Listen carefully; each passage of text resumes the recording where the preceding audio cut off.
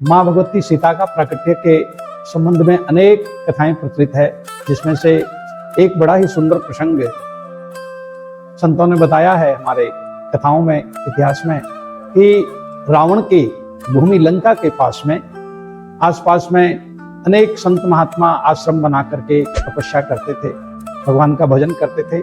लेकिन हरि भजन ही रावण को पसंद नहीं था। उसके राक्षस यत्र तरत्र जा करके सभी आश्रमों में उत्पात मचाते और उनको परेशान करते और भगवान के भजन में व्यवधान डालते थे। तो एक बार समस्त संतों ने, ऋषियों ने मिल करके विचार विमर्श किया कि क्या किया जाए। और उसी विचार विमर्श के अंदर में रावण के भेजे हुए राक्षस आए और उन्होंने कहा कि आप यहाँ रहते हो, उसका हमें कर चाहिए, आपके रहने का टैक्स चाहिए, हमारी भूमि पर आप रहते हो, हमारा राजा रावण है। तो सभी ऋषियों को बड़ा क्रोध आया और ऋषियों ने, समस्त ऋषियों ने अपने अपने शरीर का एक हिस्से में कटिंग करके उसमें से खून निकाल करके एक पात्र भर करके दे दिया।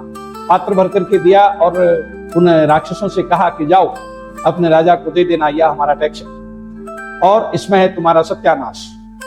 राक्षस लेकर के रावण के पास गए, बोले समस्त ऋषियों ने और कुछ दिया नहीं, अपना ये खून दिया है और कहा कि इसमें तुम्हारा सर्वनाश है। रावण घबरा गया और उसने कहा कि हमारी सीमा से दूर ले जा करके और इस घड़े को कहीं पर जमींदोज कर दो। वहां से राक्षस गए और महाराज जनक की भूमि में ले जा करके उनके राज्य में उसको मिट्टी के अंदर में दबा दिया गया, जमीन में दबा दिया गया। जैसे ही घड़ा दबाया ऋषियों का खून, तो बरसात बंद हो गई, अकाल पड़ना शुरू हो गया, अनेक विपदाएं आने शुरू हो गई। पंडितों से, ज्ञानियों से पूछा गया कि ये क्या बात है महाराज, ऐसे हमारे राज्य में अकाल क्यों है। तो उन्होंने कहा महाराज, आप यदि हल जोतो यहाँ पर भूमि पर, आप हल को खींचो, रानी उसको खींचे और आप उस हल को पकड़ो, तो यहाँ पर बरसात संभव है। देवयोग से हल की शुरुआत, उस खेत जोतने की शुरुआत, भूमि को जोतने की शुरुआत उसी जगह से हुई जहां आसपास में वो ऋषियों के खून से भरा हुआ घड़ा जो था वो जमीन में दबाया गया।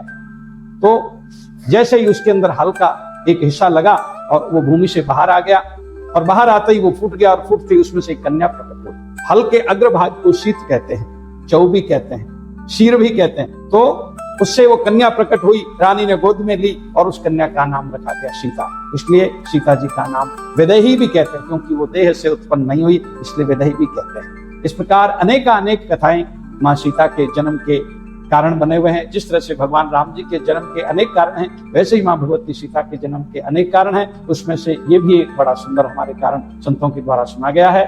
आप सभी को सीता जी के जन्म की बहुत बहुत बधाई, धन्यवाद। सीताराम।